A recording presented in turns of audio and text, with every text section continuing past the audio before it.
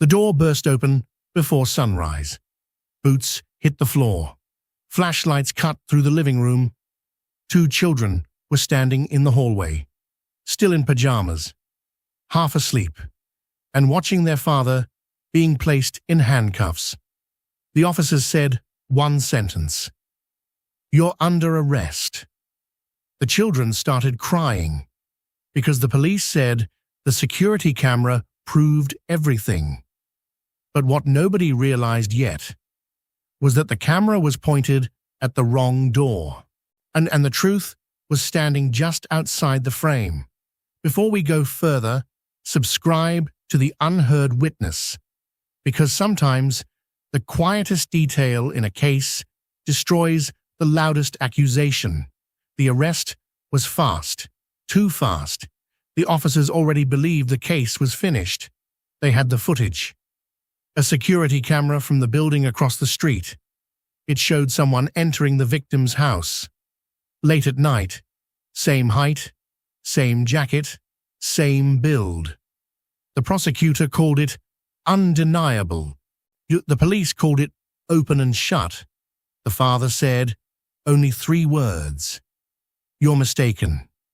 But no one listened. Not when the handcuffs clicked. Not when the neighbors stepped outside. Not when the 2 children watched their father taken away. The police car drove off slowly. The children stayed on the porch, watching, confused, because they knew something the police didn't. Their father never left the house that night. The investigation moved quickly, too quickly. Yet the prosecutor loved the footage. They played it again and again. The figure walked up to the victim's door, stopped, then entered. The timestamp matched the crime. The clothing matched the suspect. The timeline matched the accusation. But something about the video felt strange. The defense noticed it first. The camera angle. It wasn't centered. It wasn't aligned. It looked slightly off. But the judge wasn't interested in camera angles. The footage was clear enough, or so everyone believed. The prosecutor presented it confidently. This is the moment the suspect enters the property. The jury leaned forward. The screen showed the same thing again. A person approaching the door, then disappearing inside. The prosecutor paused the video. Case closed, but the defense raised a hand. "Your Honor?" The judge sighed. "Yes." "The camera may not be showing the correct entrance." The courtroom murmured. The prosecutor smirked. "Objection. Speculation." The judge nodded immediately. Sustained. The defense sat down slowly, but something had already changed. One juror was staring harder at the screen, not at the person walking, at the door itself. Something about it felt wrong. The trial continued. Witnesses spoke. Experts testified. The footage remained the centerpiece. Every argument returned to it, because video doesn't lie. At least that's what everyone said. But on the 4th day of testimony, something small happened. A technician was called to confirm the video authenticity. Routine. Nothing dramatic. He explained the camera model, the timestamp system, the installation. Then the defense asked a quiet question. Where exactly was the camera mounted? The technician pointed to a photograph of the building. 2nd floor corner. Facing the victim's house? Yes. The defense nodded slowly. And the house has 2 entrances, correct? The technician hesitated. Yes. The room grew quiet. The defense continued. Which entrance does the camera face? The technician looked back at the still frame. His expression changed, just slightly. It faces the side entrance. The courtroom murmured again. The prosecutor leaned forward. And the suspect used that entrance. The technician frowned. Actually, I can't confirm that. The defense stood. Why not? The technician pointed at the screen. Because the camera isn't facing the main door. The judge leaned forward. Explain. The technician zoomed in on the footage. The image sharpened. The door became clearer. Then he said something no one expected. That door doesn't belong to the victim's house. The room froze. The prosecutor blinked. What? The technician tapped the screen again. This is the neighbor's back entrance. The entire courtroom erupted in whispers. The defense spoke carefully. You're saying the footage shows someone entering the wrong house? The technician nodded slowly. Yes. The prosecutor stood instantly. Objection. But the judge didn't respond immediately, because everyone in the room was staring at the image now. The frame, the door, the address number beside it. Barely visible, but different. The defense walked closer. Can we zoom further? The technician adjusted the frame. The number became clearer.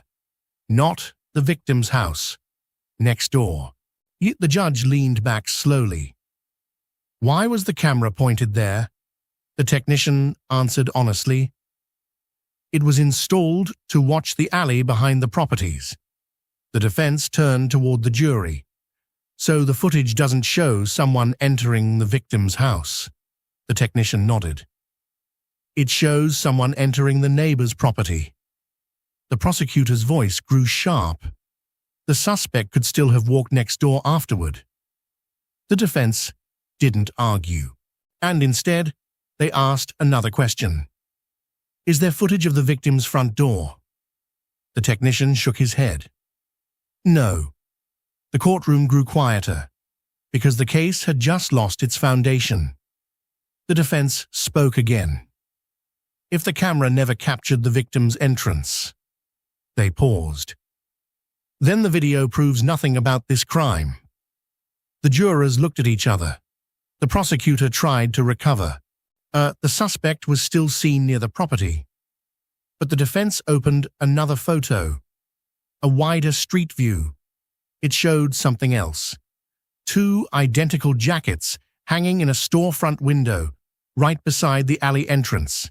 The defense turned back toward the jury. The person in the video could be anyone. The room felt different now. The certainty was gone. The judge spoke carefully. Does the prosecution have additional footage? The prosecutor hesitated. No. The defense waited. They then asked the final question. Then how do we know who entered the victim's house? The silence that followed was heavy, because nobody had an answer. Not the police, not the prosecutor, not even the footage everyone trusted. The judge closed the file slowly, then looked toward the jury. Members of the jury.